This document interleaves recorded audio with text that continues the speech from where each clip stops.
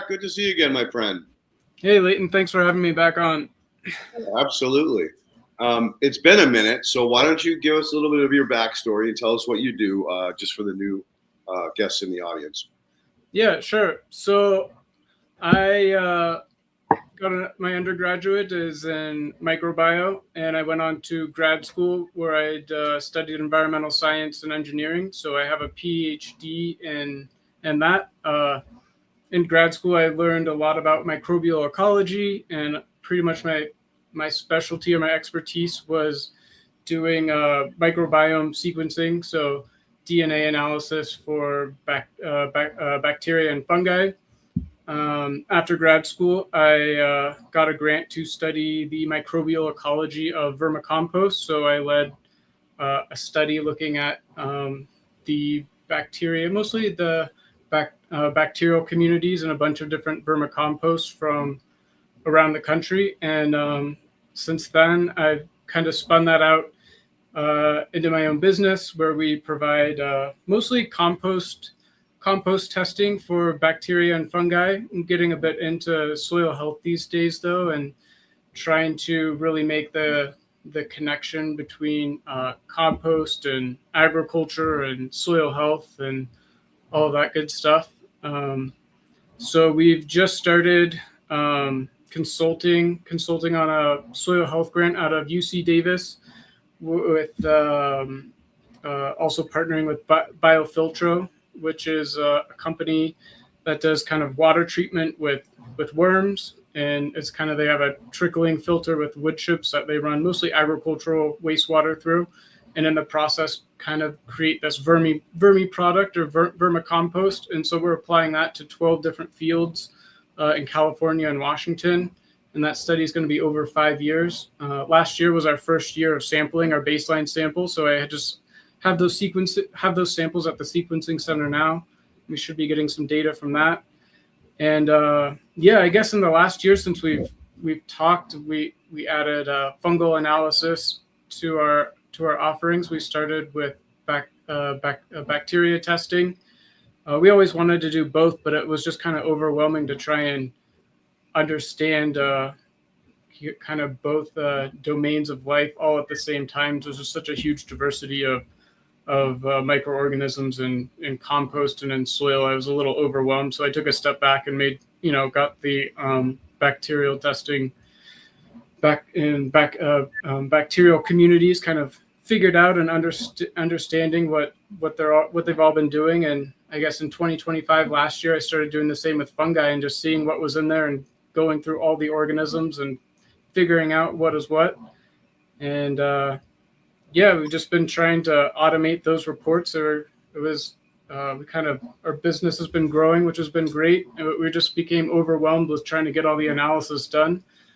So I have a former colleague and friend who's been working on that for me. So we should be able to just kind of generate these reports in about an hour once we get the sequencing data back, and just kind of point a script at the files, and out pops out these reports. So yeah, that's pretty much what I've been up to, I guess, since we last talked. I think maybe it's a year and a half, maybe almost 2 years ago now. Yeah, I'm pretty sure, other than our work together on the side, it was about 2 years ago since you last been on. So you've been busy, clearly. So tell me more about this grant. Are you ever going to come out here for it, or are you just pretty much doing it remote? Oh yeah, I went out to California last year. Went out to Davis last spring. So I guess about pretty much a year ago now. We visited the farms, met everybody. It's being led by Christina Lazcano and her postdoc Halima. And we just did baseline samplings, and we did the first application in the fall. I got a lot of experience of just sampling agricultural fields and farms and experimental design, just kind of that hands-on stuff. And so we're doing microbiome analysis, but also other kind of standard soil health analyses along with it, like water infiltration, moisture, all of the nutrient analysis as well. And we'll also, I believe, be getting kind of a yield analysis input and data from the farmers as well with each year of the crops. And there's, a control plot and a treatment plot for each farm. So control is just regular conventional fertilization, and the other one is no fertilization except for vermicompost. And we're applying, I think, somewhere between 3 and 10 yards of vermicompost. Is it yards or tons? Maybe tons of vermicompost per acre. So pretty significant amount. And we're just starting to get some of the data, and now we should have our first year of our kind of background analysis coming up, getting that put together in the next couple of months. And this year we're skipping testing, and then the next couple of years we're going to do some more testing, and it's a 5-year long study. So the 5th year is just kind of putting all the data together.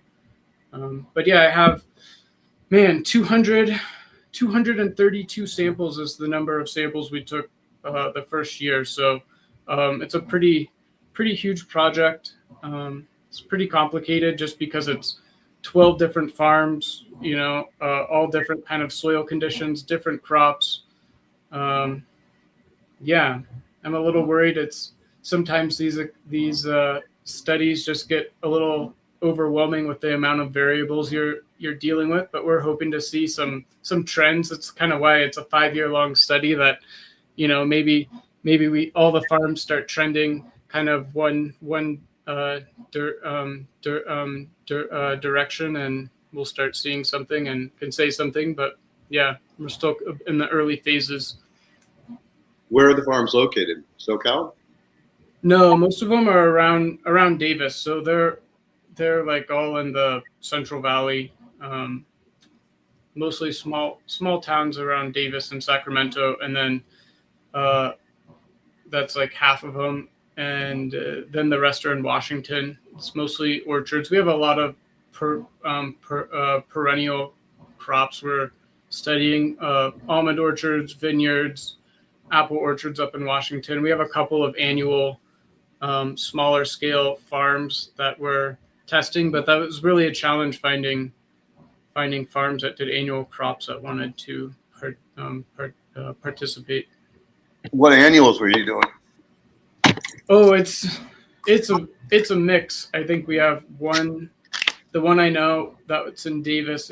He does a mix of everything. So it's going to be, and he like rotates his crops. So it'll be a little challenging to get a handle on at least things like yield, but hopefully we'll see some differences in the soil. So interestingly enough, you're going down what I want to call the largest movement right now. I mean, the buzzword was regenerative agriculture, and now it's soil health.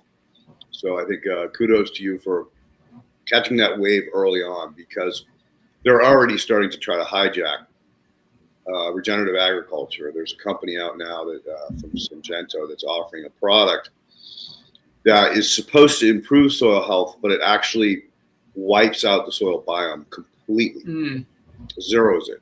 So you're required to use synthetics. And then they require that you do yearly applications. And the half-life of this product, which the EPA has already approved, is 5 years. Wow. And it's toxic to humans. Wow, I have not heard about this. But yeah, it doesn't sound good. And their whole marketing program is all regenerative agriculture, right? So how they're getting away with that? I mean, we know money. Yeah, it's like kind of one of the problems with regenerative agriculture is there is no clear-cut like system or definition, so anybody can kind of like hijack it. But at the same time, it's kind of nice because agriculture is so kind of context dependent that maybe people living in different areas growing different crops need to do different things, and there is no one way to do it. But yeah, that's kind of a bummer that hopefully people just stay informed and know what's going on, and the farmers are kind of understand it as well. Yeah, doing their due diligence before they just randomly apply stuff. Right. Yeah, it's so bad that in 5 years, the toxicity level of the soil will be uninhabitable. People will not be able to walk on it or be around it. Gosh. It's horrific. But I hope that there's enough pushback on this. I mean, I know that RFK Jr. has been out in the Midwest talking about the farmers' revolution. They're basically saying enough. They're putting people into play in Washington to try to really slow this kind of whitewashing or greenwashing from occurring. Yeah. And so that side of it's good that there's finally becoming some pushback on this. In the same regard, the guys with all the money are just out competing us for right now. Yeah, it's hard to beat that kind of marketing and network they already have going for them. Yeah, and let's face it, Syngenta is no joke. They're just probably $1 trillion company. Yeah. But let's keep it positive. So back to the soil types. Yes, it's very interesting out here in California that you have such a mix of different types of soil. Like even in the Central Valley, I mean, there's probably 20 different types, even though that was all just the bottom of the lake at one time. Yeah. I think as the lake receded, kind of changed the textural buildup of the different profiles. And I think the hardest thing that I've learned about working in SoCal or the Central Valley or down here is that the crusting, like you I'm sure you saw what I'm talking about. You can't even get your finger to penetrate it. Yeah, and the farms were all just very like it was really eye-opening to be on the ground and just seeing how like heterogeneous everything is. Like one plot was like newly planted, newly tilled, and yeah, there are places where you could stick your whole hand in the ground because it was just kind of tilled up. But then you have like the alleyways between the crops where the tractors are driving on, and it's super hard. You could barely stick a penetrometer in there. Yep. And so depending on like where you sample in that field, just by a few feet, you could have drastically different kind of conditions. And also the sampling got delayed by a week because we had a huge rainstorm come in the week before. And then so when you're trying to do these like kind of time series of samplings, like how saturated the soil is with water, depending on the weather, is going to affect, soil properties as well as microbiome communities. So I was like, oh man, like I see why these studies are so challenging when you get to this kind of scale. Agreed, 100%. And then you add, the weather in, right? It's like, oh God, that's a huge variable in itself. And, we've been blessed out here for the last 3 years. We've been getting rain on a pretty consistent basis.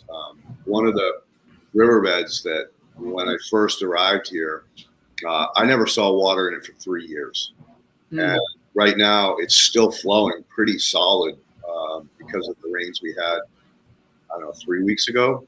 Yeah, we had a little one, just a dusting recently, but it was like 3 or 4 weeks ago we had a decent rain. So it goes to show you how much the soil system can store, because it's so vast with all the mountains and stuff. But again, without that rain, you're fighting, salt penetration, chloride toxicity. The wells are just all, pretty much effed up at this point. So it's a challenge for farmers. Yeah, we're pretty screwed this year, I think, in Colorado and a lot of the western states. California is probably one of the few states that actually got a good amount of rain this winter. I know it kind of came on a bit late, but we have like some of the lowest snowpack in history right now in the Rockies. Like alfalfa and hay prices are already going through the roof just because there's not enough water to grow them. So places like Arizona, Colorado, I think north of us as well, are having some issues. So it's going to be an interesting year this year for farmers in the Midwest and around here. Yeah, we had a very interesting winter in the essence that we did get a great snowpack, but then we had a heat wave in like That's right. February that just wiped them out. Everything was on the mountain all at once. Yeah, my brother-in-law is a like mountain manager at one of the ski resorts in the Sierras, so he had a lot to deal with, I think, starting in January, but then I think when sometime in March, like it just kind of all vanished. Yep. Way too quickly. Yeah. So one extreme to the other. Yeah. Anyway, so back to soil types. Like, how do you like establish any kind of parameter on health when you have a crust, a compacted crust? I mean, it's hard to even get samples, let alone establish. Yeah, I mean, the soils we were working with were not too crusty. Most of them were tilled. I don't think most of the farms we're working with are conventional farmers. So they till, they kind of keep that crust away just for weed suppression. So and like I said, we were kind of sampling closer to where the perennial crops were, the trees, the vineyards were. So it wasn't too compacted in those areas, at least to the farms I visited. I only went to a handful of them, so I can't speak to everything else. Got you. Have you noticed a pattern in the diversity? Or you? That's right. You said you. We're not. I was hoping to have some data by now, but we had some. I'm still waiting to get paid so I can start the sequencing. The samples are sitting at the sequencing center right now. Wow. So yeah, I can't. But yeah, it's gonna. I think how it's going to play out is each farm is going to be a little bit unique, which is why we're taking these like whole year of baseline samples and between control and treatment and just well, I mean, the first question is how similar is everything from the start, and then we'll hope to see them, I guess, change over the years. We'll have 4 years of application, and I think everyone knows now it takes quite a long time and a lot of effort and inputs to start really changing the soil. So yeah, I think what I'm hoping to see is we'll see some kind of trends all going in the same direction from all of our treatment plots, and maybe they'll start converging a little bit, maybe with kind of soil properties as well as microbial communities, and that would be really cool. I think that would be like the best case scenario for this. So you did one application on each farm. Are you going to be doing more applications over the next few years? Yeah, every year we did. We sampled in the spring and then did our first application last fall, and then so every fall we'll be doing subsequent applications. So this year no testing, but application in the fall, and the same plots, and for the next couple of years after that we'll be doing applications and testing as well. So the reason for the fall application is because it's before the rains. You're hoping to get it washed out. Yeah, that's a great question. That was up to a lot of debate about when to do it. I think it makes a little bit more sense maybe to do it in the springtime, but the fall application I think just works a little bit better with the farmers and their schedule. Trying to do the application and the sampling all in the springtime, it was just a little bit kind of difficult. And I think also applying in the fall, you're right. You get some rain and you'll get a little bit of time for that application to, mineralize and biologically break down and get a little bit more integrated into the soil. So we might get a little bit more kind of homogeneous sampling and less variability. But yeah, I was kind of pushing like, oh, maybe we should be applying this stuff in the springtime, especially if you wanted to see more of a reaction from the crops. If things like phytohormones in the vermicompost that would be like kind of more immediately affect the plants. I don't think they'll have that big, they'll probably be gone by the springtime. And, maybe some of those more soluble, biologically available nutrients in the vermicompost we're applying that might get like bound up in the soil and not be immediately available again. But yeah, it's just kind of how it all worked out with the logistics of working with 12 different farms. Was thankfully I didn't have to deal with any of the communication with the farmers and setting it all up. It was a huge undertaking, just kind of wrangling them all together, getting them all on the same page, figuring out all the plots, figuring out all the how they currently, run their farms. Farmers are just incredibly busy people and have a lot going on, and trying to get some consistent communication between all of them was difficult. A challenge, to say the least. Yeah. That was a good point, is that, there's pros and cons to both. Like, I would have said, hey, because they're all irrigated, do it in the spring so you get the plant reaction in the summer. Right. Mm-hmm. And the farmer's not in the middle of harvest, in which he will be in the fall. Now, if they wait till after the harvest is complete, yeah, it'll be post harvest, like a late fall, maybe even early winter, really. Which can be difficult in the Central Valley, dude, because they get snow up there. So we'll hope for the best for these guys, but the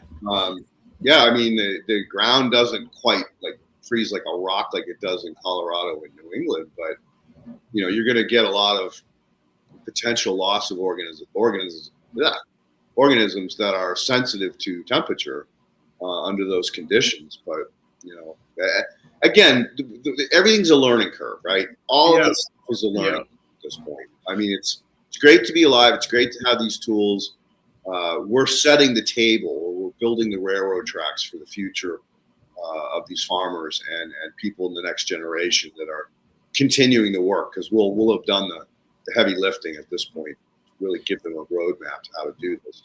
Yeah, that's really the goal of the study, is just try and get some data and evidence and some experience with the farmers, and and even how it's being applied is going to be maybe a little bit different. I think most of it is being applied with kind of like a manure spreader, so it's going to be more of like a top dressing. Maybe some of them are going to be tilled in. I have to go talk to I wasn't there for the application or anything, but just I need to talk to them and see like, how did this all work out? And that's a really, like, all of the metadata behind this is going to be really critical for you guys to make intelligent decisions about how best to advise future applications and future uses. Yeah, for sure.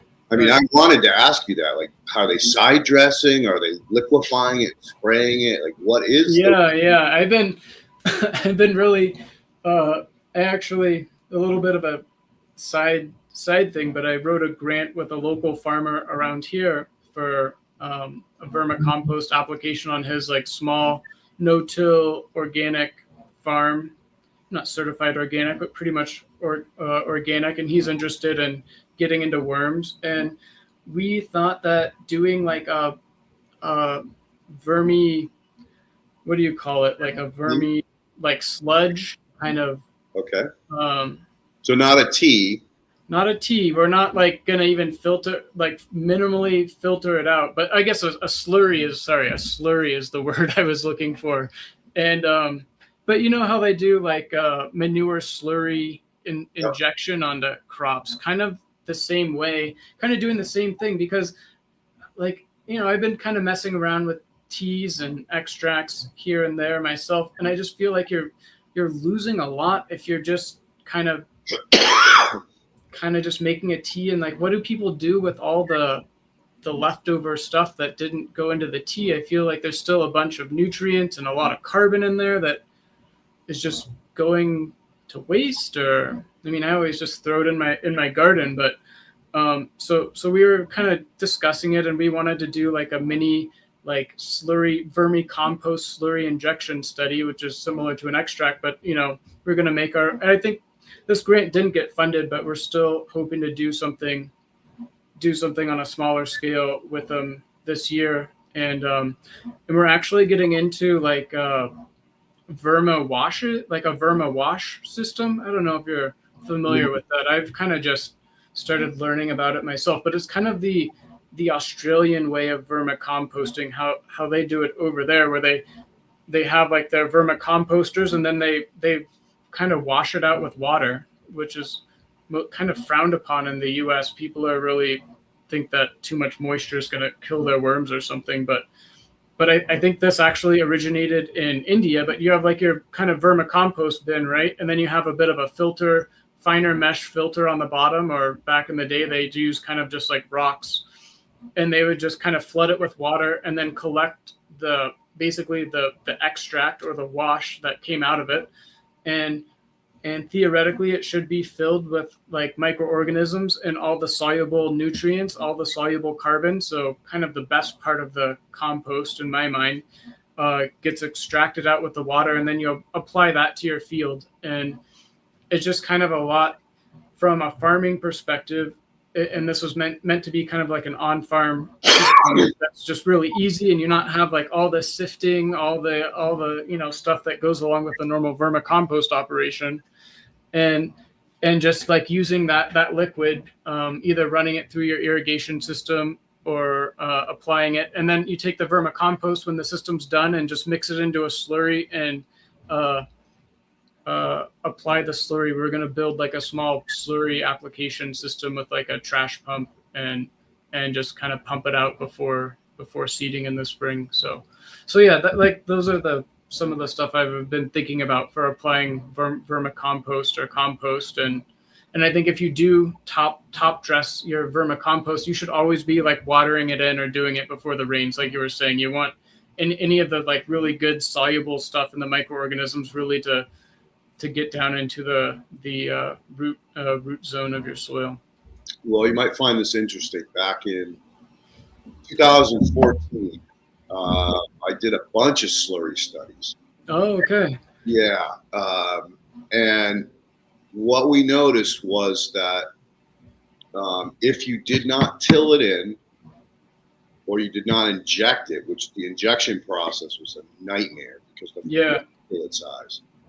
It was very difficult to get the pump to pump hard enough or create enough pressure that an open-ended half-inch pipe could like jet a hole down into the soil. Yeah, we weren't even thinking of truly doing like injection. It was more like broad fork it, because it's a small farm, and then you get some kind of holes and aeration in the soil, and then you just kind of spray it over the top. So more like a top dressing after broad forking was our plan, because yeah, like you said, and injecting it into the soil would be really cool, but especially here in Colorado with our like hard clay soil, there'd just be it's a nightmare. Yeah.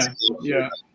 We actually worked with a company, I think they were out of Chicago, that had built this wheel. You know what tines are, right? The forks. Mm-hmm. All right. Yep. So these are big, thick tines.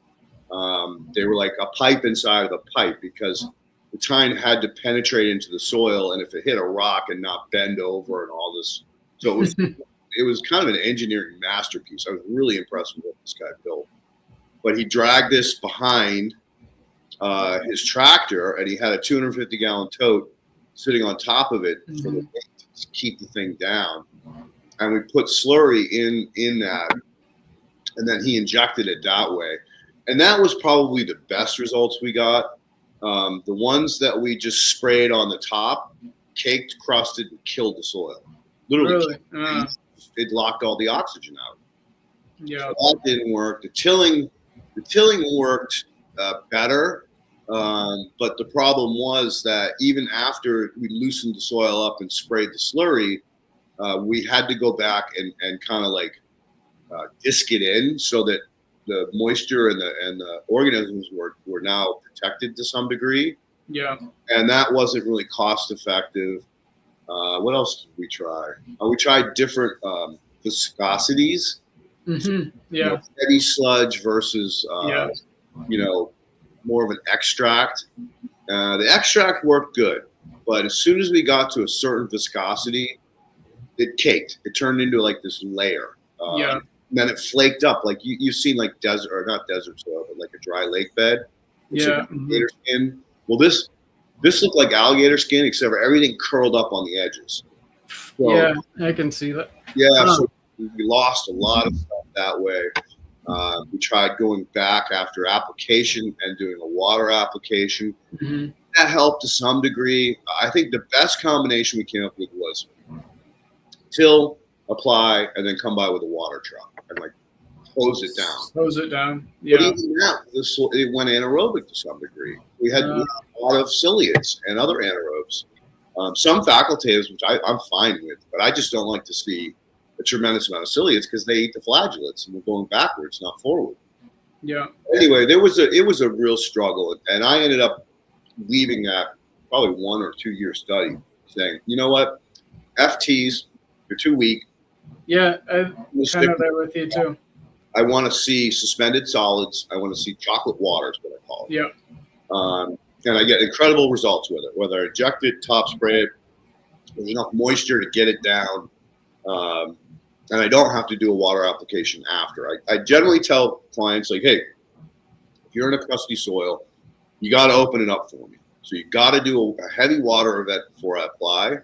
And it wouldn't hurt to do a small water application or an irrigation event after it. And, even if they don't do the one after, we still get great results with the water, opening the soil up first. And I think overall the best result we ever get is always putting down compost, putting down chips, and then applying a compost extract because it just sinks down in there and attaches to the compost. But again, most people can't afford to do that, especially on huge scales. Yeah, all of this is really, really hard to scale, and that's kind of why we're partnering with Biofiltro, because they have been kind of scaling it, and just because their water treatment kind of decentralized water treatment systems have been growing a lot in California and Washington. So they're one of the few, like, kind of, I guess, operations that are decentralized enough, like across a large part of agricultural areas, to use their product. But yeah, and I've been kind of researching a lot about just like the agricultural, like the United States agricultural, like nutrient cycles, like how it works now, and like why aren't more people using manure and like even like organically applied, just straight kind of manure that hasn't been composted, or the lagoons, the manure lagoons, a liquid part of it. It's like just as bad really as applying synthetic fertilizers, because you get a lot of runoff, you get a lot of volatilization, and probably half the nutrients are lost. You have manure just sitting around weathering, but a lot of those nutrients are just leaching into the soil wherever it's sitting, or again volatilizing off before it's applied. And really the reason why manure isn't used more is that it's more of a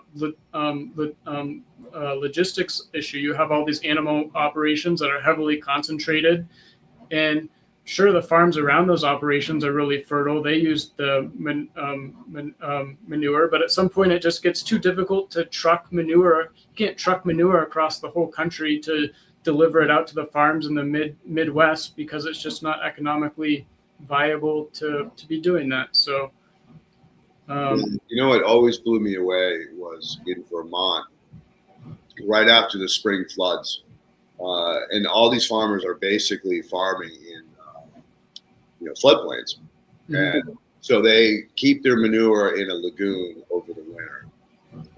Horribly anaerobic, just stinks. Yeah, tons of methane come, and that's why Biofiltro has been doing so well, is because they get a lot of carbon credits from California for basically mitigating methane emissions.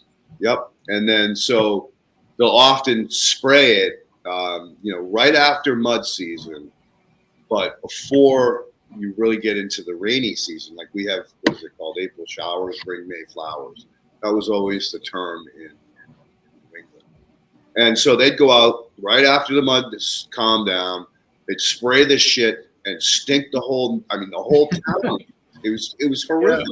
Yeah. The locals are used to it, but as an outsider, you can't even hardly breathe. It's that bad. And they do that right before the spring rain. And then the rains would come. And like you said, all of that would just wash into the river. And it was just like horrifying to think about the environmental impact that these farmers were having. And, I talked to some about pelletizing. One guy aerating it. And he basically, he'd set up his aerator on his lagoon to try to keep some oxygen in there. Yeah. And people would come by and shoot his aerator because they didn't like the smell.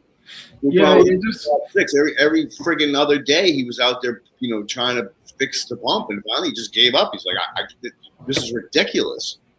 So that didn't work, and the only other option they have is to dry it, which I can't wait to talk to you about what this company you partnered with is doing. Was to dry it out, but that costs energy. And then pelletizing, that's energy, and then what you get for it, you can't compete with the pelletized synthetic fertilizers. Yeah, so you lose money. So we really boxed these poor farmers into a corner by allowing big ag and big chemical companies to take our waste products, turn it into a fertilizer. They should be paying us to use that. If you use a synthetic, they should be paying us hundreds of dollars an acre to use shit. But our government has allowed this to continue since the Great Green Revolution in the 40s, 50s. Yeah, that's what really got me into this was like all the water pollution that comes from agriculture. That was really what I was studying in grad school, and was like urban water pollution. And then like halfway through grad school, I realized like agricultural pollution was really about 80 to 90% of the pollution. And I'm like, whoa, why is nobody working on this? But yeah, I think I kind of realistically, I think we are going to have to use some synthetic nitrogen, but just not at the level that we're using now. I mean, there's so many easy ways to just reduce the scale of agriculture and the amount of nitrogen that we're just like dumping on fields. And like pretty much 50% of all nutrients applied to conventionally farmed fields are lost pretty much at application or soon after, either through volatilization or runoff, or things like phosphorus and potassium just get bound up into minerals of the soil and are essentially not really lost, but not biologically available. And it just, it's going to have to change it at some point. Well, again, the biology is the key. It's all about the biology. Right. It is. Yeah, that's right. And what I've learned is that, by applying these extracts, especially with the combination I use, worm castings, biocomplete compost, and fish mulch or fish manure, I'm getting the solubilizers out of the fish manure. I'm getting the decomposers and degraders out of the worm castings and the compost. So I'm getting the whole suite of organisms. And that's the key. Like I tell people, like, you don't ever have to fertilize again. And they're like, you're crazy. And I'm like, no. As long as you don't fertilize, you will never have to fertilize again. And you'll have better yields and better quality than when you did fertilize. And think of the savings you're going to have. No pesticides, no fertilizers, no applications. And until you show them the nail holes in Jesus' palm, they don't believe you. They literally don't believe you. And I think if people started treating their soil like a biological reactor and just like trying to keep that thing churning as much as they can and as optimally as they can, it's easier in some places than others. Like when the ground freezes, like nothing's going to be happening, but you should be wanting those organisms to be like constantly churning out biologically available nutrients for the plants. And if you have those nutrients in your soil and you have enough microorganisms and enough carbon in there to keep things moving along, yeah, I think in most cases the biology should be able to support a lot of farming. Maybe not quite as intensively as we farm today, but you could make the argument that we don't need like 50 to 75% of the agriculture we have in the country now. Like it all, a lot of it just goes towards biofuels, which I think it's been pretty much proven now that just horribly inefficient to grow crops, to make gas to put into cars. Right. So, who came up with that? And yeah, it's just a handout to grow more corn and soybeans. And again, it's the handouts to big ag. It's not to the. It is. Yeah, it's just a handout to fertilizer companies and. And then now we're also going to be turning the tides in another way, because I think it was some staggering amount, like 80% of the corn and soy that we grow in America went to other countries. And a lot of it is exported. I'm not sure about. I'm trying to think of the numbers. I just did some research on it, but yeah, it's ridiculous. It's like something like around 20% of all the crops grown in the U.S. are exported. I don't know about each crop, but yeah, it is kind of crazy. Like those nutrients are now kind of left our local nutrient cycle, and it's just to subsidize profits for farmers and just distributors. So yeah, I agree. It's like there needs to be some kind of like tax or disincentive for that. Yeah, and it's I'm confident to say it's a lot higher than 20%, but maybe it was the combination of export and conversion to other things. Yeah, conversion to fertilizers like soy pellets and stuff like that, and that gets shipped out too. So you have to like kind of look at a 1,000-mile view of it all to understand just how bad it is. And there was a guy, Saint or Sir something, I studied in England. He had it figured out. What his recommendation to the farmers was, okay, grow what you need and times it by 50%. The other 50% you return to the soil.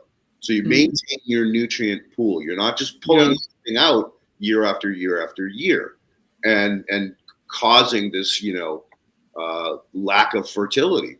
And I think that makes all the sense in the world. But when you're profit driven, when it's all about the money, right, people look at it like, oh, I can't do that. I need to make less money, right? And that goes back to, farmers getting squeezed and the government allowing the machine companies, fertilizer companies, pesticides companies to look at how much they make and then charge them based on that.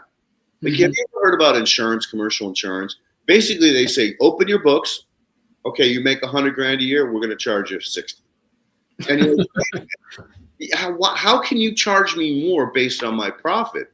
This is like friggin' mafia shit.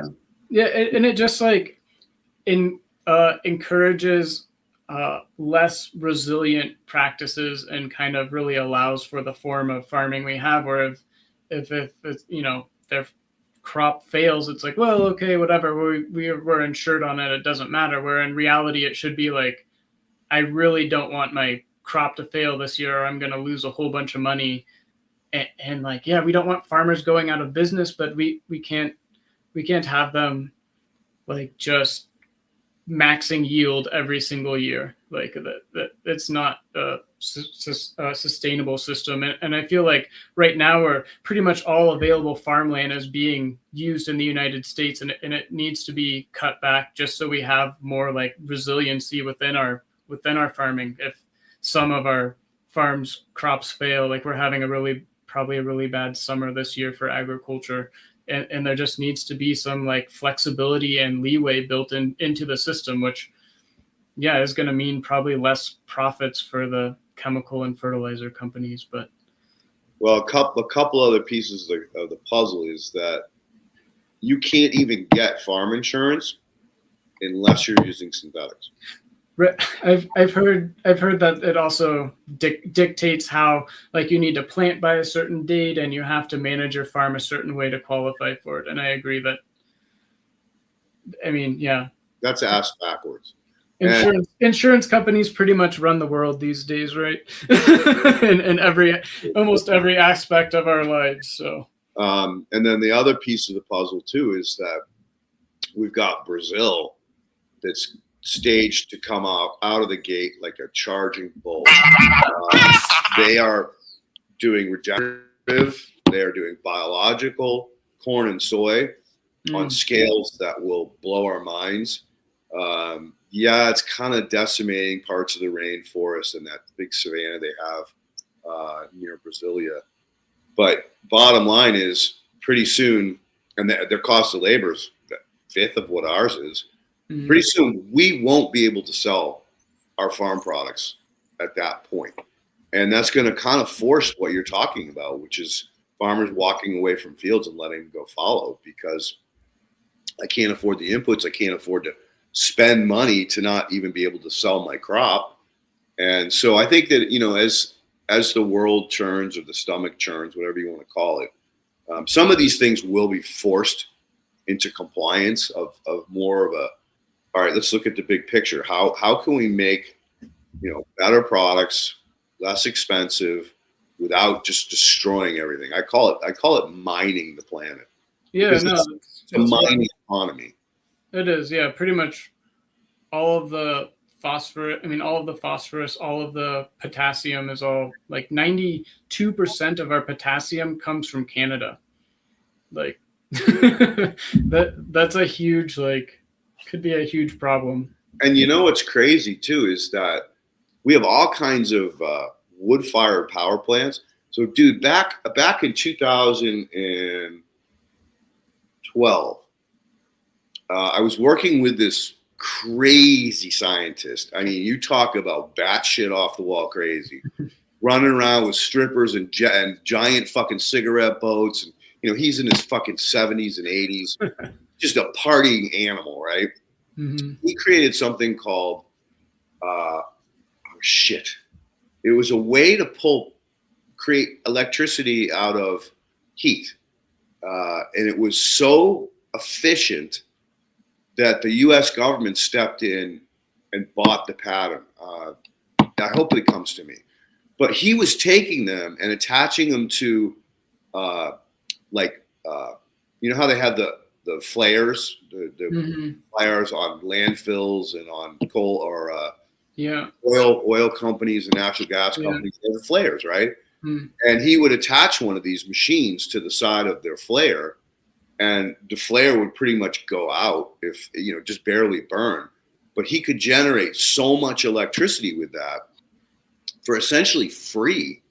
It really didn't cost much to make. He had a patent on it. And when the government took it over, they screwed up in their language, and it allowed him to continue to manufacture, make, and sell them, even though technically their buyout was to prevent him from doing that.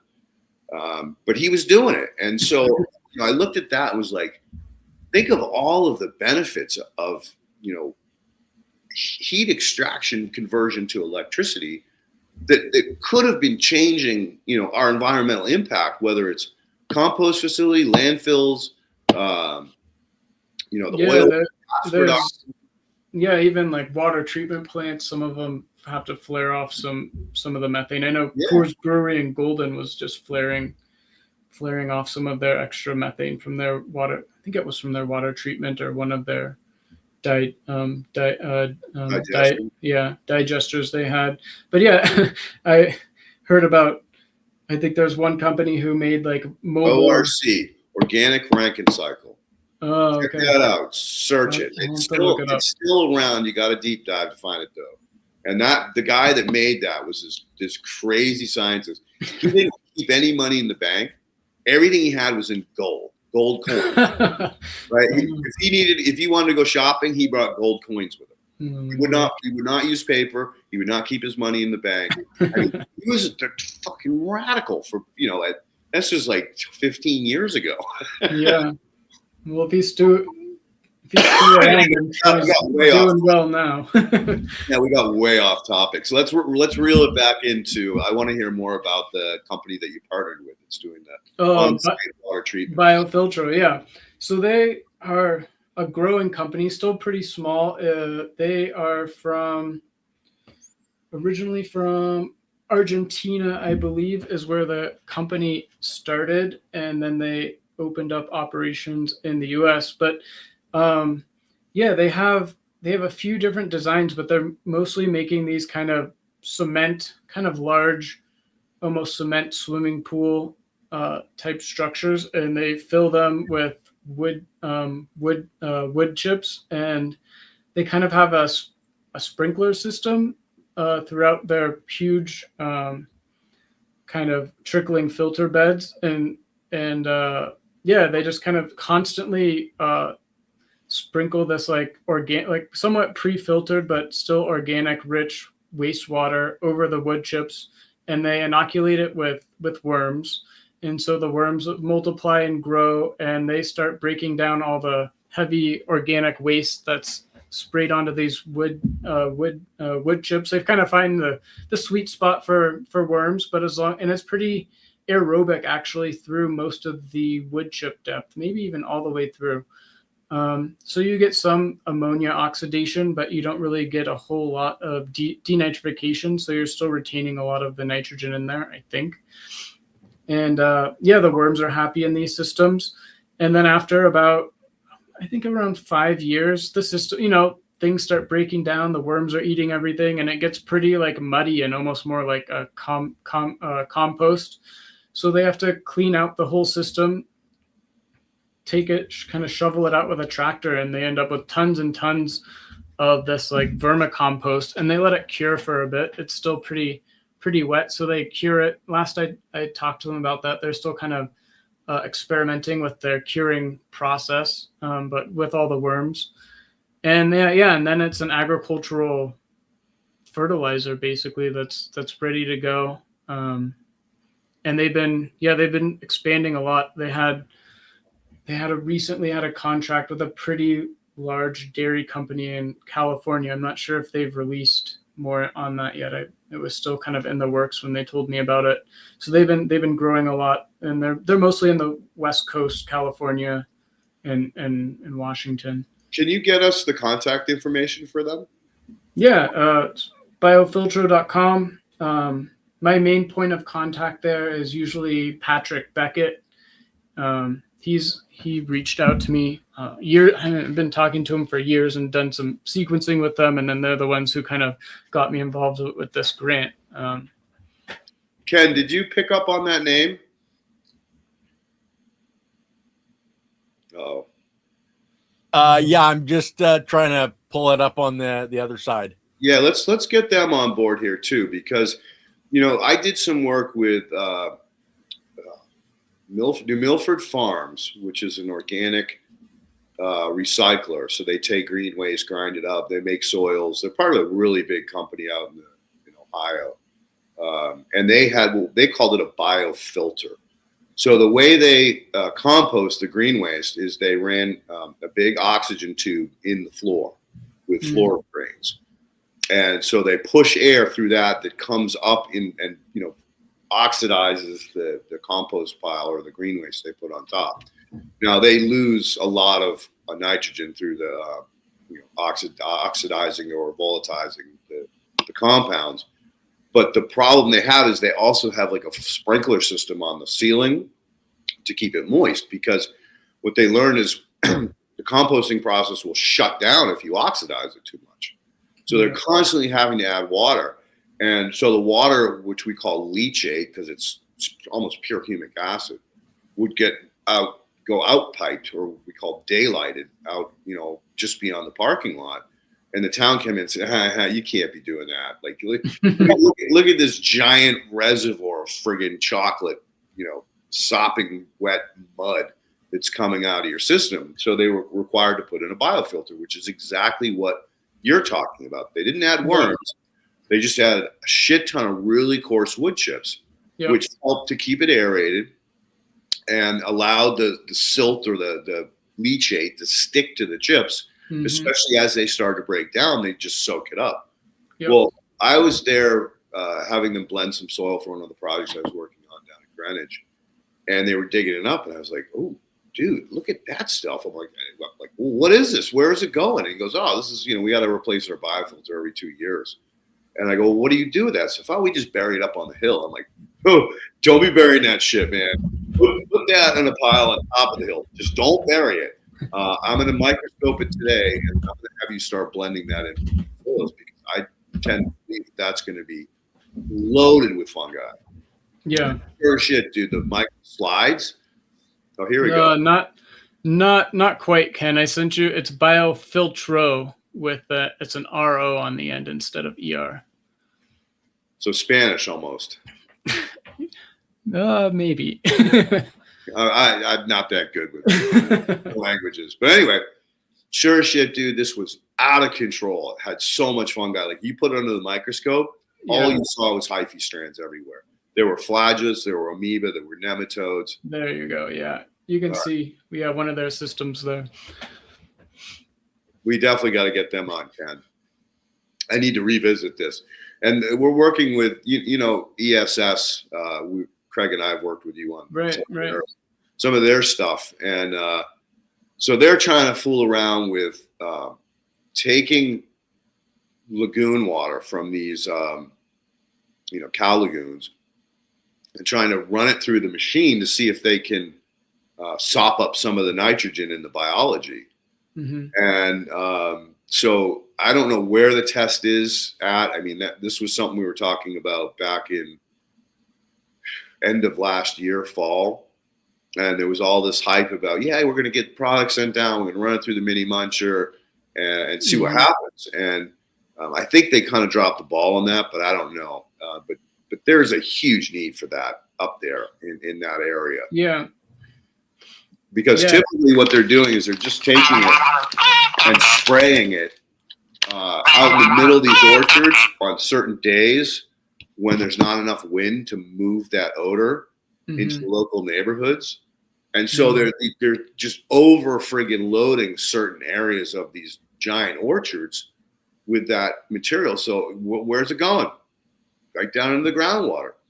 Yeah. So the insanity of humanity, as long as we don't get caught doing it, we can continue to do it this way with no thought about the long-term effects of how this is going to, affect the groundwater and also, the surface water, because it's all washes away. Yeah. Anyway, so when they harvest it, how are they getting rid of the worms, or how are they treating the worms? I'm not sure actually how they're managing, or if they are managing like worm removal, if they try and separate out the worms or reuse them. I think they had someone just buying their kind of their end product at like wholesale, but I'm not sure exactly how they're doing. I know they're doing some experiments with it, but I'm not sure if they're like going through and separating out the worms. It was kind of only a few years ago that some of their systems actually kind of reached that mature stage. And they have this really cool what you're showing there, Ken, the shipping container that they turned into like a smaller scale reactor. I know there's some vineyards in California that use that kind of system, but I think that's really cool, kind of a portable, smaller scale system. Do you think the value of their end product would be similar to a really well-made, well-rounded worm castings? I don't think they could sell it for as much as like what worm castings typically go for. I know there were some people in the vermicomposting community that was worried they were going to tank the value of vermicompost like nationwide, or at least on the West Coast, just because they can produce so much of it. But yeah, I think kind of my hope is that they sell it for a price that's somewhat affordable for farmers to use it on scale with at scale with their land. I think they produce too much of it to sell it at like a premium price, like vermicompost. Like, man, I try and sell my vermicompost for $10 a gallon, but I think I'll probably have to start lowering that just because there's a lot of smaller vermicompost producers popping up kind of all over the place, which is great. So yeah, I think it'll be. I'm not sure what the price they're selling it for or what they would like to sell it for. I was doing some work for them to try and quantify the beneficial organisms in their kind of end product so they could try and assign some kind of value to it. But I mean, ultimately, it's kind of just supply and demand, right? So when you tested it, did you see the equivalent to a decent compost or vermicompost, or was it? Yeah, it was somewhat similar. I don't know if I'm allowed to talk too much about it, actually. Okay. But I mean, if it takes 5 years, I don't see how they can be that disruptive in the market. Because you guys can make the same volume of them in a year. Yeah, but they just have a whole bunch of systems all over that would be, producing probably. I think they're getting into the like hundreds of thousands of tons a year kind of output. Because they have so many machines. They have a ton of these systems all over the west coast. Like it's pretty massive. I never heard of them if they're that big. Pretty massive operations. Yeah, they've been scaling up quite a bit and not. Yeah, I think they have a map of all their. I think kind of you see on their website, they have a map of like all of their operations, and they're even trying to expand into Europe, I think, as well too. Gotcha. So yeah, it's definitely a growing company. So that was a question that was haunting me since the beginning. Was cost of vermicompost. I mean, it's not cheap. Right. And you're telling farmers to put how many yards per acre on it? Like 3 to 10. And how thick of an application? Like 2 to 3 inches, or? Yeah, I think that's about what it comes out to. And it's kind of crazy. Like you hear about percent of carbon and soil, and I did like a rough calculation of how much compost you would have to add to 1 acre of farmland to raise the percent carbon by 1% in the top 6 inches of the soil. You need like 80 tons of compost per acre just to raise the carbon percentage 1%, which is like logistically challenging and economically challenging for farmers. Like where do you find that much compost to apply? So, and I mean, there's just like a lot of manure laying around nearby, but if we're asking all of these farmers and that's again why like a lot of people are doing like cover cropping to raise their carbon, because it does kind of scale a little bit easier than composting does. So yeah, it's a huge economic and logistical hurdle, and I think Biofilter is one of the few companies that actually stands a chance at kind of tackling this. I mean, they are tackling it really. And how do we find other systems, other business models to kind of do the same thing all over the US? Down here in Southern California, I think we've talked about this, is the green waste problem. So we're on a perpetual growth cycle here. This side of the mountain, the coastal mountains. Central Valley less so. East of the Sierra Nevadas, not even close. So they're taking so much green waste in to these land composting facilities, giant facilities. Mm-hmm. They're making mountains of this stuff. Now they're running it through post-pathogen reduction, which is kind of a joke. But needless to say, they're doing their best they can to handle it. The problem is that when it's immature, it steals nitrogen out of the soil. So they're applying it on orchards and fields and then tilling it in because they know they can't apply it as a top dress to anything, or they're just going to kill the plants. I mean, that's the inside joke, is that they go, these homeowners, they buy a fruit tree down at Home Depot, and they come get a bag of our compost, and they plant it, and the tree dies, and they blame Home Depot for giving them a bad tree. And by the time they get that tree out and bring the new tree back in, the compost has come to terms with the soil, so it's no longer going to kill anything. Yeah. So they're like, okay, it was the tree, not the compost. But how do you get rid of these mountains? I don't know, and I'm like pretty skeptical of like the industrial produced compost, but at the same time, you need a way to scale these operations so it's feasible and economically viable. And I don't have a good solution. I wish everybody did vermicomposting at like a massive scale, but I'm still trying to wrap my head around how to best do that, because there's not a lot of like vermicomposting infrastructure that could tackle just mountains and mountains of manure or mountains and mountains of green waste or food waste. Let's not even talk about food waste, right? It's challenging. So I think I'm gonna have to blow my nose here in a minute. Okay. Bear with me. I've prevented myself from coughing, like it's building up in my voice. All right, so let's roll it back into like the DNA that you're seeing from different vermicomposting facilities. I'm sure a lot of it has to do with the input, like what they're using. Right? Yeah, I still haven't.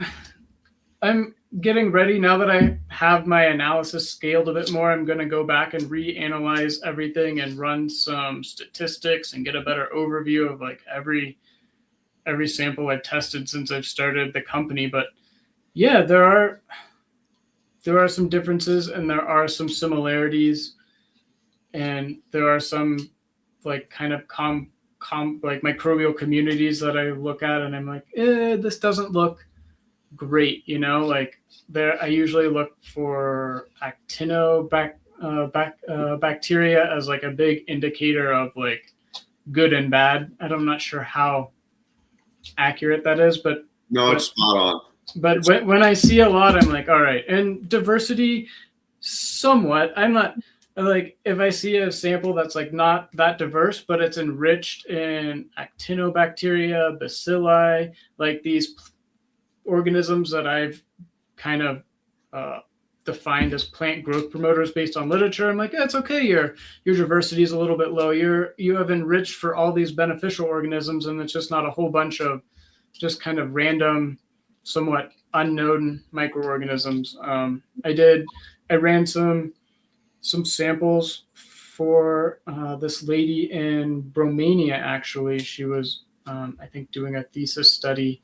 And she sent me a bunch of samples, and I was like, like this is not looking too great. Are you, do you think it's hard because I don't have like hands on the sample and people kind of tell me what they're doing, but I'm still not collecting like consistent metadata from all of my customers. And it's hard to say, and even like something like a worm. But yeah, I asked her like, so do you think it was like a successful vermicomposting operation or study test that you did? And she's like, no, I don't think so. And I'm like, yeah, it doesn't look like that amazing to me either, from the microbiome side of things. So, but as to what is driving that, I'm not sure. I think some of it could just be like worm density, like how much of the compost is actually like worm castings and has been processed by the worm versus just kind of broken down by microorganisms and just kind of, I don't know, like more of a compost, like a more regular compost than a vermicompost. And that's really difficult to kind of say. And I've had, I got some samples from another customer who's running like a kind of seems like a really thorough vermicomposting operation. She's a scientist, and like her vermicompost is very consistent. There's like almost 30 to 40% bacteria in our compost, and I was like, wow, like this looks pretty good. So you like to see actinobacteria? Yeah, I do. I think it's like the number one plant growth promoting class of microorganism. Like if I had to pick one, that's what I would want to use. There's a lot of them that are used as like commercially available, like in pure culture. They produce a lot of secondary metabolites like biotics. Like the vast majority of all human antibiotics and metabolites derived from microbes to use for human health. The vast majority of them come from those type of microorganisms. It's like streptomyces and they do like everything. They solubilize nutrients. They have huge amount of biocontrol properties. They fix nitrogen. They produce oxygen. They kind of do everything, and they're a lot like fungi as well. Similar life cycle to fungi, so they're kind of these branching filamentous organisms. So yeah, that and bacilli I think is like my number 2 class of microbes they're really good at solubilizing nutrients, fixing nitrogen, and so those are the ones. And then nitrogen fixers, and then some of the gamma proteo bacteria. A lot of those ones, I think like I'm blanking on which specific organisms are in there. Is it maybe flavobacteria? Maybe. Those are really well studied and known to be good like root colonizers and endophytes. So, but yeah, definitely not all the communities are the same, but I still haven't quite dialed in on how do you engineer the perfect vermicompost microbial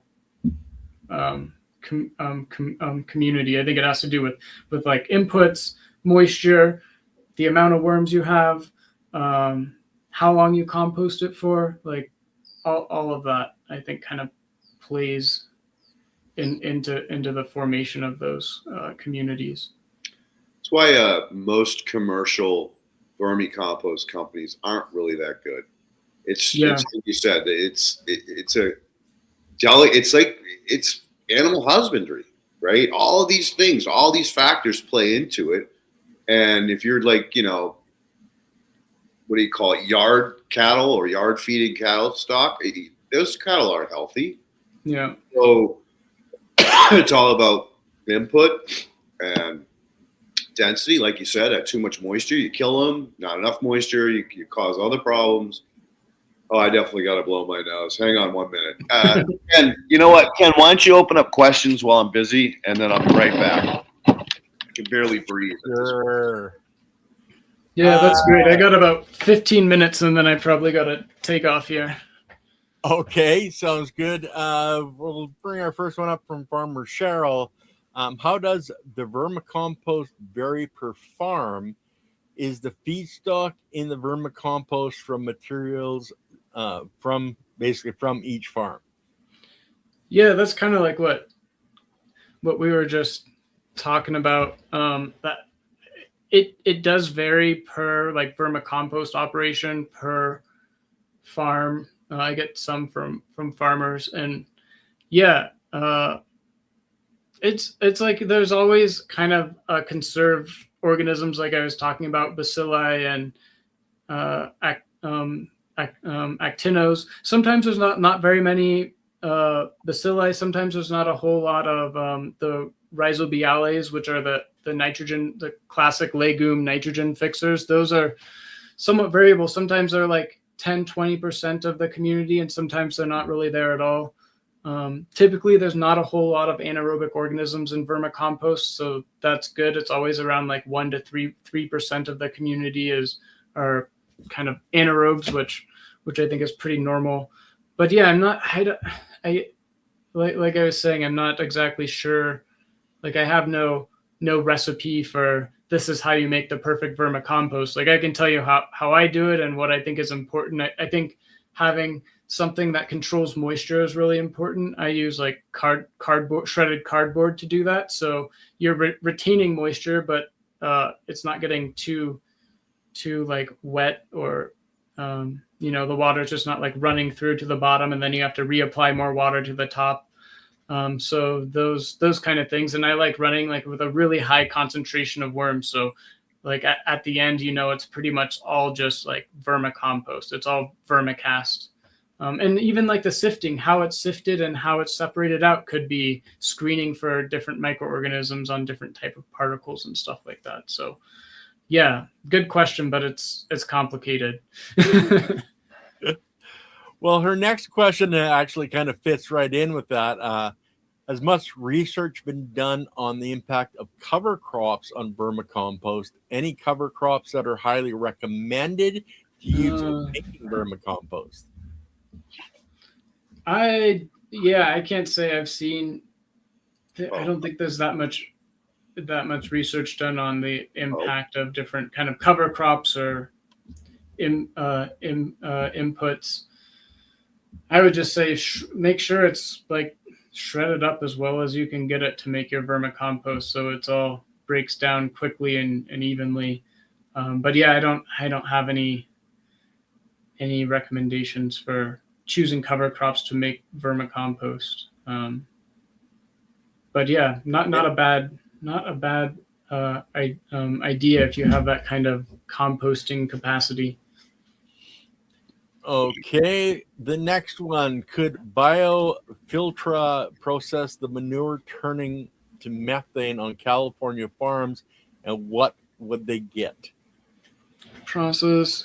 Yeah, so they do process a lot of the dairy lagoon, like holding lagoons, because of the methane, and that funds because they're reducing the amount of methane being emitted from those lagoons by instead running it through there.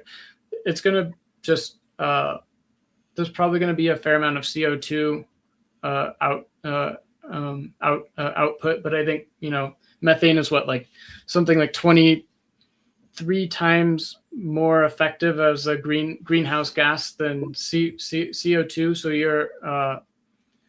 you're reducing the greenhouse gas emissions and potential by quite a bit. So and they're actually pretty interested in looking at like what Leighton was talking about, the outflow of their system. They're removing a lot of the organics in the system, and they're trying to see if, as the system matures, is there some value to that water that's coming out the back end of their system, especially as it matures. So I'm doing a small study with them to get an idea of like how their systems are maturing, what's coming out the end. Is there some kind of value that can be kind of like a value added to the end of their waste stream? But it's Oh, I bet that leachate's dynamite.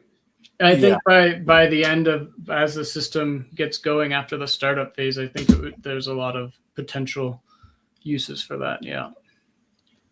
Well, I know the invisible gardener, Andy Lopez, that's what he uses as fertilizer for his company, is leachate coming from his own worm bits. Yeah, I think, a lot of people still think leachate is kind of nasty, yucky stuff. I have a blog post on it actually where I tested some of the leachate from my worm bin, and it's different from the microbial community of the vermicompost. It's not that diverse, but I didn't see any. It's more like a microaerophilic community, or maybe a bit of a facultative community there, but no evidence of pathogens, some potentially good organisms, and just like a different community that's what in the vermicompost. So you could add some different stuff to your soil that might be effective. But I think it's just super concentrated and soluble nutrients because it's the water, like we were talking about with the verma wash systems, but you have this really concentrated kind of carbon and nutrient source that's just kind of sitting there as well. Don't forget about. So yeah, I think it's really good stuff. Yeah, don't forget about all the secondary and tertiary metabolites. Yeah, definitely. That's why Andy uses it. It's for the metabolites. Agreed. So the other two questions are more for me and Leighton. So if you have to run, Zach, then just reach out with your contact for that company, so I can reach out to them, or you can connect the two of us together, so we can see about getting them on to talk more about the system. Yeah, I can get you in touch with Patrick. I've been meaning to give him a call. Actually, it's been a while since we've talked. Well, listen, I want to really thank you, Zach, for coming on today and giving us an hour and a half of your time. I know you're a busy guy running a business. So I appreciate it. And the kids. Don't forget the kids. I've been working on the yard. We got a big rainstorm coming tomorrow, so I'm trying to get our vermicompost out on our garden and get the lawn done and all of that stuff before the rain hits, so I can relax for a couple days inside. All right, well, go get your chores done. Again, thank you so much for your time. Oh yeah, my pleasure. Thank you guys for having me on. It's been great talking to you. Agreed, my friend. Agreed. Okay, but my friend, have a fantastic day, and we'll get you back here in maybe 6 months or so, and you can give us a further update. Sounds good. I should have some more data for you. Yeah, definitely. When you get all your data together and straightened out, it would be great to have you back. Sounds good. Yeah, I'd be happy to go over that with you guys. Awesome. Okay, Zach. Have a great day. All right, you guys too. Good talking to you. Bye. So, Leighton, our question is, does Leighton make or show how to make the fish fertilizer, fish amino acid to add to the BioComplete compost and vermicompost? So I don't, but I recommend, Cheryl, that you go on to Korean Natural Farming. Chris Trump has a wonderful video on making FPJ, which is basically a fish amino acid digest using sugar and raw fish. What I generally do is I'm adding a little bit of fish hydrolysate. So it's basically ground up, not after the oils have been separated. This is a big problem with fish hydrolysate now, is that people realize that they could strip the oils off and convert it into fish meal for fish food for aquaculture. And that's the most important part of those oils. So, and the other problem with fish hydrolysate is it's stinky as all heck.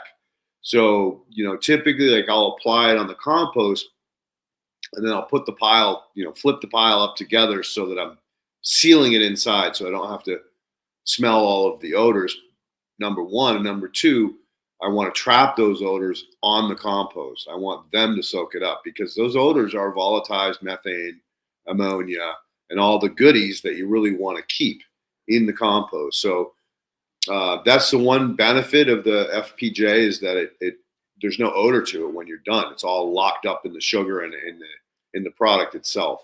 So highly recommend, natural farming is Korean Natural Farming. Chris Trump is who I'd probably recommend. He knows what he's doing. Yeah, I learned actually from Chris on when I did mine.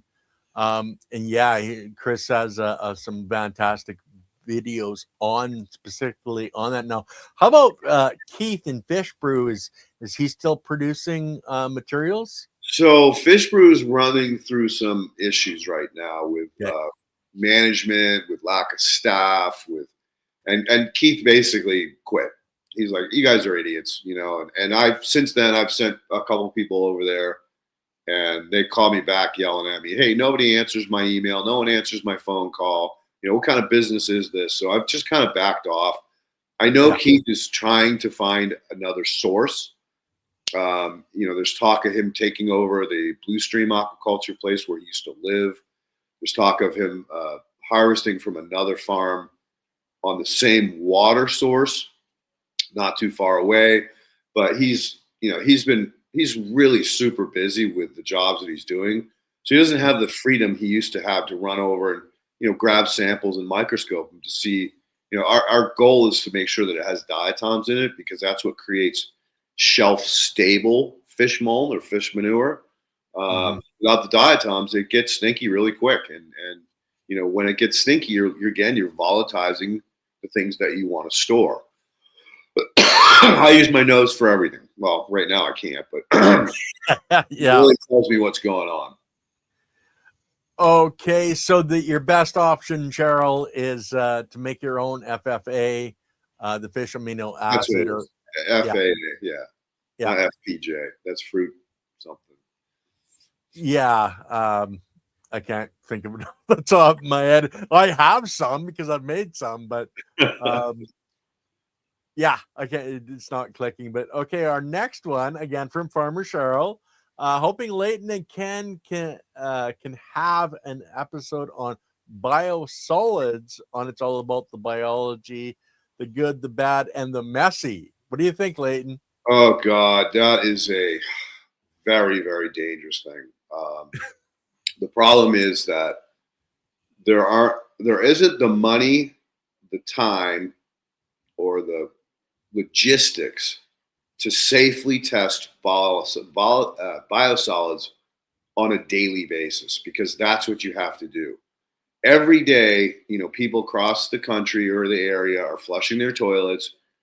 Same with the hospitals, same with the colleges, and you just don't have any idea what's getting into that stuff. So they did a study on biosolids on Nantucket, which was really crazy. During different times of the year, and Nantucket's a very, very wealthy place, extremely wealthy, billionaires only. Hardly any locals left.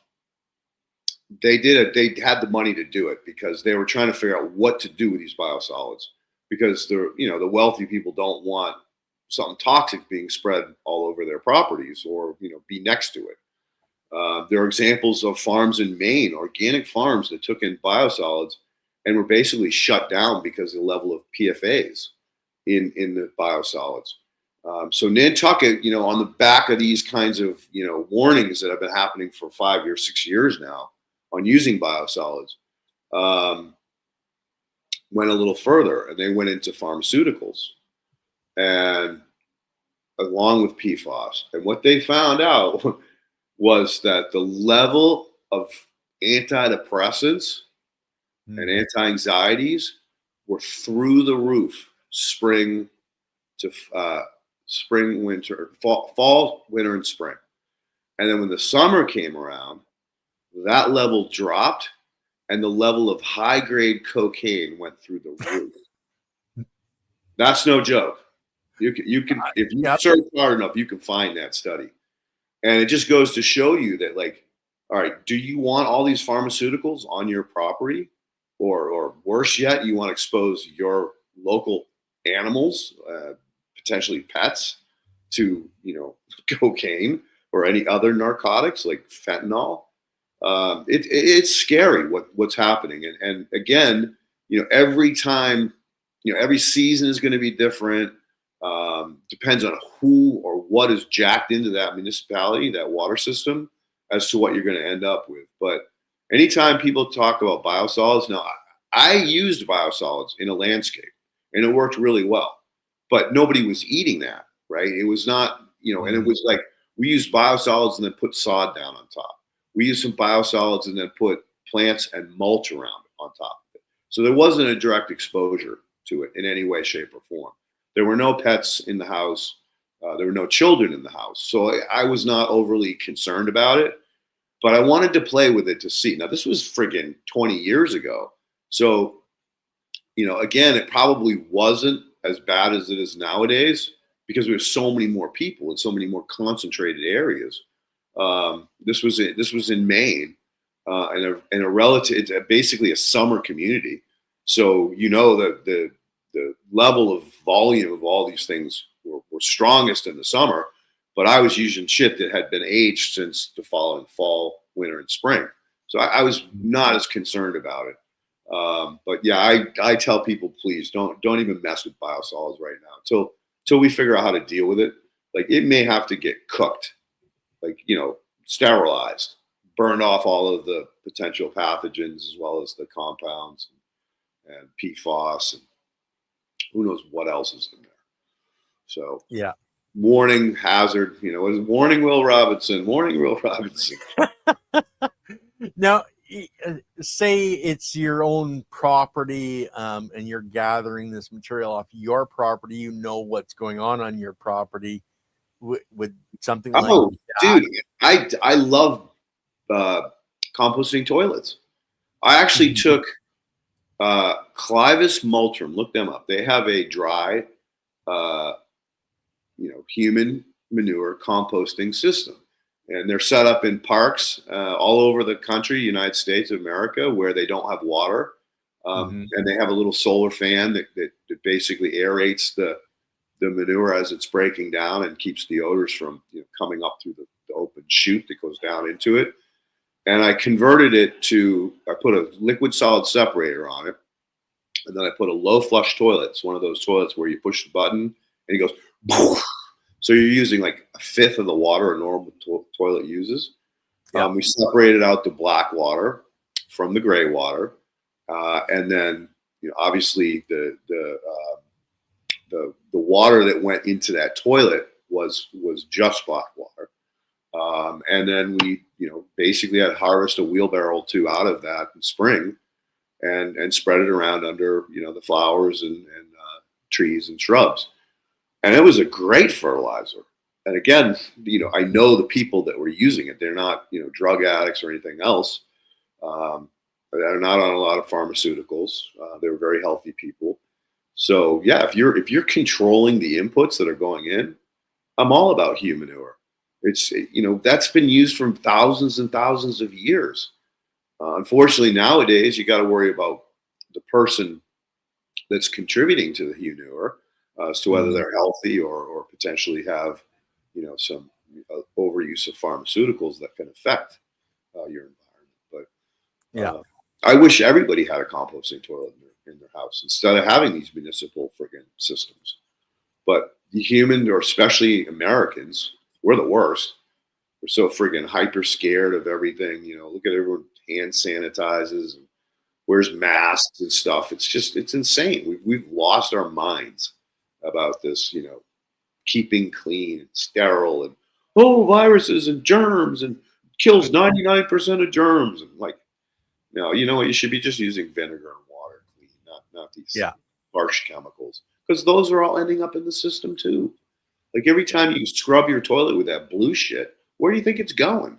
Right? It's just another compound. And the hard part about this is that you get into this biochemistry stuff, organic chemistry. What's happening when these compounds come together? They're forming whole new compounds and compound chains that we have no idea what the long-term or short-term effect of that being exposed to them are. Because the biology is breaking shit down, but when it breaks stuff down, other things form. So yeah, it's crazy. It's both scary and amazing to be alive at this point in life.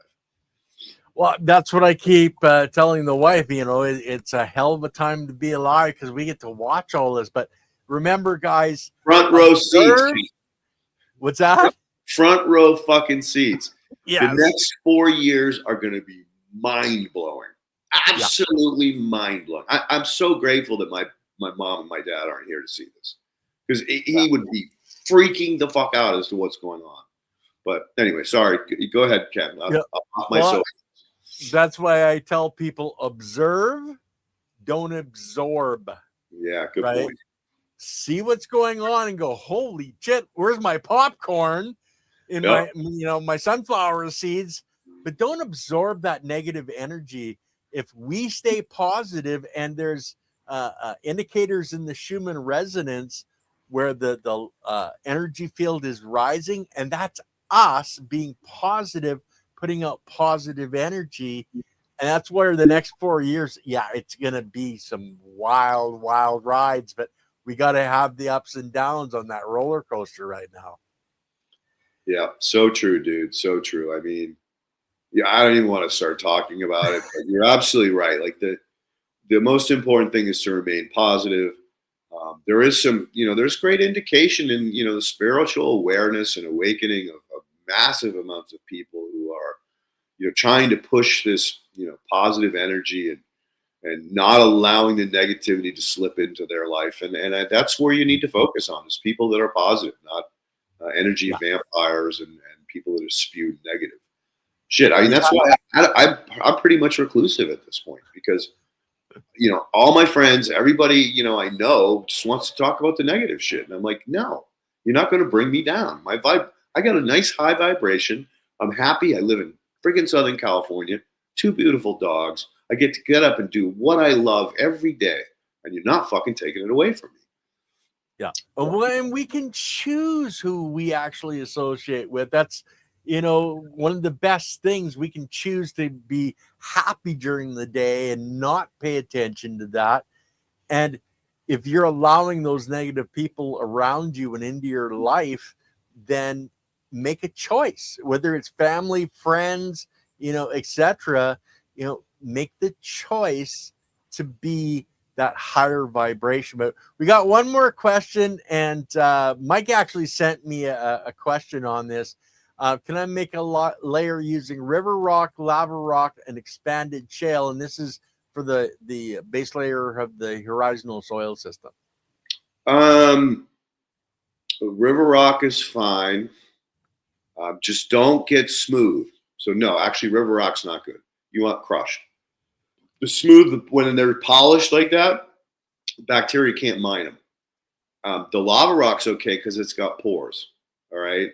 And the last thing, I love expanded shale, but I think what I would recommend you do is sprinkle a layer of that on top of the sand, because as that breaks down, it may affect the ability for organic matter to get in, because it expands and it breaks down. You're creating pockets in the horizon, and so if it expands in a way that allows organic matter to get down in there, that's not a good thing, because it's going to go anaerobic. The roots are fine, because the roots will be dissolved very quickly by the biology down there, and the sand will just cave back in again. So I don't worry about wormholes. I don't worry about roots, but I do, you know, recommend that you really water that sand in, make sure there's no pockets, and then I would love that. Hell, I'd even blend the expanded clay into the A horizon, or expanded.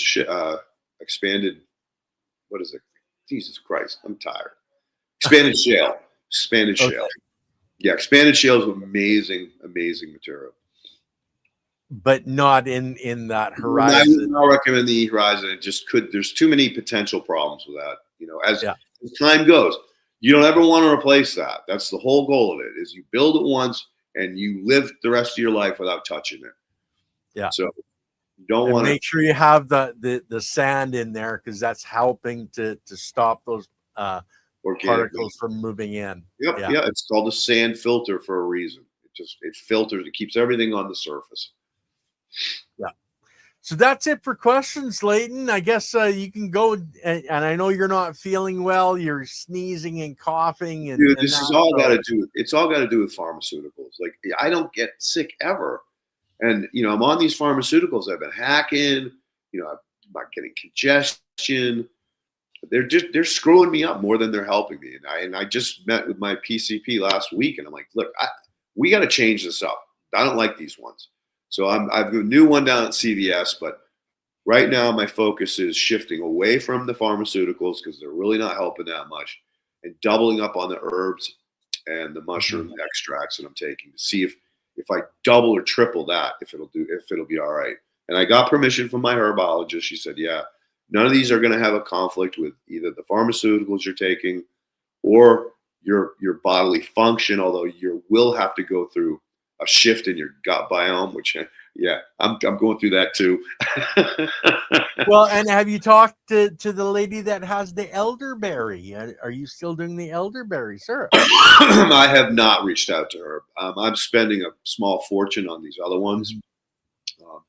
Again, I think the goal is that once I figure it out, like we've dialed it in pretty well. Like I'm pretty much confident that this is mostly plaque built up inside my veins or in my arteries, and it's not due to what I would call, regular hypertension. So hypertension is that your heart is beating so fast to move the blood through your system. I don't have that problem. As soon as I get my heart rate up, my BP comes down. So that tells me it's something to do with plugging. I've done all the blood work, multiple different tests, everything from metabolite testing, doing all this stuff on the side, but I'm sharing it with my primary care physician as well as my herbologist. And the herbologist I'm working with, I love her. She's sweet. She's Cheddar Bob's wife. Cool. Right? Cool. Yeah, he's another cat we should probably get on at some point in the future, but he was always fun to chop it up with. Yeah, definitely. Well, guys, I think we'll end the show earlier. I'll talk to Leighton after the show on a couple of different things, but next week we have Gardner Scott from the Gardner Scott channel coming back on to give us an update on how his garden is going. And of course, he had his book last year come out, so you guys are going to want to check out Gardner Scott's book. But anyway, guys, love you very much. If you have the ability, hit that join button, become a defender of the biology. You have different levels you can choose and help out the channel so we can keep doing this, keep bringing you useful and proper information on how to grow healthy crops that you can consume to help with your physical health. And that's really what it boils down to: saving the soil, saving the plants, saving the animals, which we are part of that animal species. And, everything gets healthy, and then we can all be happy. And then our vibrations are going to rise up, and then everything's going to be fantastic. Oh, man. And Ken, as always, thanks for all the effort that you put on behind the scenes to make this happen every week. And I did speak to Bob. I told him to book 2 episodes. We're going to have to go very, very deep with this guy. So I told him, figure out, I told him to email you, get the link, and then pick back-to-back sessions so that we can go down the rabbit hole. This guy's really interesting, my friend. Really interesting. Well, I actually had somebody reach out to me through the channel that wants to talk about endo and ecto mycorrhizae, and wanted the companies that you had suggested on the last show. And I was thinking, do I send them to those people, or do I send them to Bob? Because, when I was talking to Bob for that half hour, it was like, okay, this sounds like some pretty good stuff. And I told him to send you a sample. Yeah, we didn't get that far, but it's way beyond those 2 species. Okay. Way beyond what he's doing. Yeah. So. Anyway, guys, that's coming up, and you guys are going to be amazed at what Bob has come up with and what he's doing and the information. What he's done. What he's done. Yes.